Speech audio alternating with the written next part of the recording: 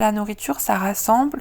On voit qu'il y a beaucoup d'événements qui se passent autour d'un repas, inviter ses amis pour manger, manger dans un endroit, un restaurant ensemble, etc. C'est vraiment quelque chose qui rapproche des gens, enfin, et qui va rassembler des personnes entre elles. En tant qu'étudiant, je consomme pas mal tout ce qu'il y a dans les grandes surfaces. Je consomme principalement des produits locaux et frais. Je bouffe beaucoup quand même, pas mal de trucs passants.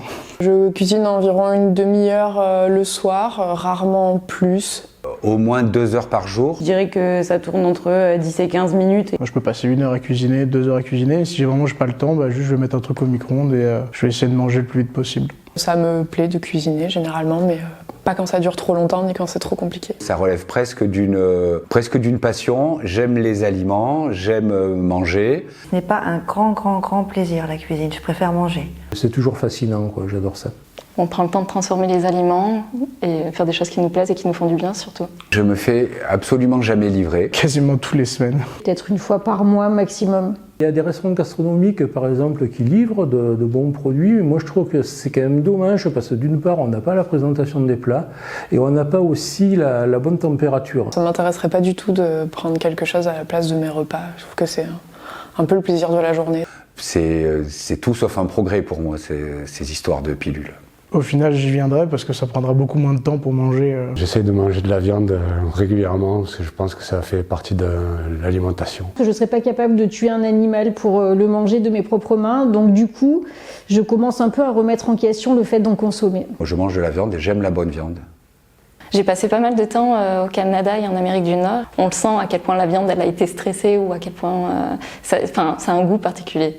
Moi j'adore la viande et j'essaie d'en manger un peu moins, mais je vais pas totalement arrêter de manger de la viande pour autant. On mange déjà pas beaucoup par goût et effectivement par éthique aussi, donc je trouve que si on faisait tous un effort, ça pourrait clairement avoir un impact écologique. Il y a encore 20 ans ou 30 ans, il y avait beaucoup de gens pour qui mangeaient de la viande tous les jours, voire à tous les repas, c'était une nécessité. Je trouve que c'est le juste prix finalement de pouvoir payer des aliments sains. Ça me semble vraiment essentiel de ne pas polluer à la fois les aliments, la terre et ce qu'on met à l'intérieur de nous. Je pense que je pourrais faire plus d'efforts et je le fais pas, par manque de temps et par manque d'envie aussi. J'essaye de manger au moins 50% de bio dans ma nourriture. Je crois que récemment, j'ai même acheté un savon bio. Je ne suis pas parfaite, mais relativement responsable. Je suis la personne la moins responsable du monde, je pense. Absolument pas, j'aime trop manger. On essaye de nous faire culpabiliser de manger ceci, de culpabiliser de ne pas manger cela. Et je jongle comme je peux au milieu de tout ce diktat. Vegan, ne serait-ce que pour le fromage, je pourrais pas. Je préfère aller chez mon boucher. Ça permet de faire vivre les gens à côté de chez moi et ça me permet de manger de la bonne viande. Je considère que ma nourriture équilibrée, elle passe par le fait de manger des fruits, des légumes, mais aussi de la viande, du poisson, des œufs. Le rapport à la nourriture, des fois, il est un peu compliqué. Dès 15 ans, je me suis aperçue que j'avais un cholestérol familial. Ça m'a permis de m'interroger sur mon alimentation. J'ai jamais essayé de perdre de poids ni d'en prendre. Enfin, dans ma famille, le problème, c'est plutôt d'en prendre. C'est quelque part, c'est se respecter que de faire un régime de temps en temps. Je mange à ma faim, ça se voit. J'ai la chance de pouvoir manger à ma faim. Le fait de ne pas avoir faim, la satiété, c'est déjà un petit pas vers le bonheur. Peut-être qu'on n'a pas besoin de manger autant. On se remplit souvent l'estomac aussi par habitude.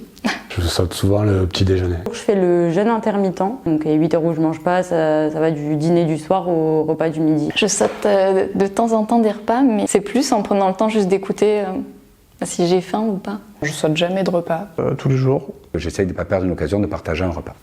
Saine dans la mesure où je mange des fruits, des légumes, des produits frais. Mais sinon, j'aime aussi beaucoup trop manger, quoi. Donc là, c'est pas très sain, quoi. Se respecter soi-même, ça passe par le fait de manger sainement. J'essaie au maximum de manger sain, mais j'y arrive pas du tout. Avant, je mangeais très peu de légumes et depuis une dizaine d'années, j'en mange quasiment à tous les repas. Je n'hésite pas à déborder vers le plaisir dès que j'en ai envie. J'essaie de prendre toujours des fruits de saison et des légumes de saison. Dans la mesure où il y avait l'élément de langage porn qui était associé à food, J'imaginais que c'était qu'on associait les nourritures ou les aliments à des pratiques pornographiques ou sexuelles. Tout le monde filme tout le temps ce qu'il mange. Alors aujourd'hui, la tendance est plutôt de mettre des repas qui sont plus sains et équilibrés. Je le fais tout le temps, je filme tout le temps ce que je mange. Alors, je connais ça, bien sûr, je ne pratique pas parce que j'ai peut-être une phobie par contre pour les réseaux sociaux. Si toutefois j'avais contact avec le food porn, je pense que ça me plairait pas du tout. Ça sublime la nourriture et ça sublime le rapport à la nourriture.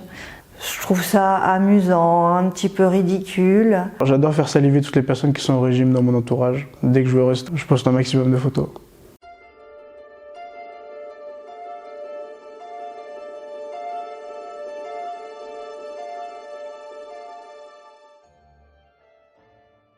Bye bye les foodistes.